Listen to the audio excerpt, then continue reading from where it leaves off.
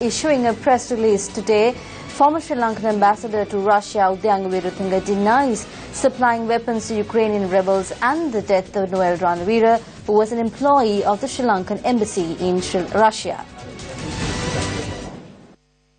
The former ambassador to Russia says that he has no intention of coming back to Sri Lanka at this time because members of the government he served are being subjected to harassment and victimization by the present government. He added that the story that he had supplied arms to separatist rebels in Ukraine and that President Petro Poroshenko's government had complained to the Sri Lankan Foreign Ministry about him is a complete lie, citing that he is in possession of a certificate issued by the Internal Affairs Ministry of Ukraine dated the 1st of April 2015, bearing number 668588 to the effect that he is not being investigated for any crime within Ukraine. In his release, Udyangaweeratunga notes that the Ukrainian ambassador in India, who is also accredited to Sri Lanka, has informed Foreign Minister Mangala Samaravira and Foreign Secretary Chitrangani Wageshwara that this allegation against him is false. Udyangaweeratunga goes on to say that allegations that he was responsible for the death of Noel Ranavira, an employee of the Sri Lankan embassy in Russia, is another fabrication. He says that Noel Ranavira died after being run over by a lorry driven by a Russian citizen on the 11th of June 2014, adding that the incident has been recorded on CCTV cameras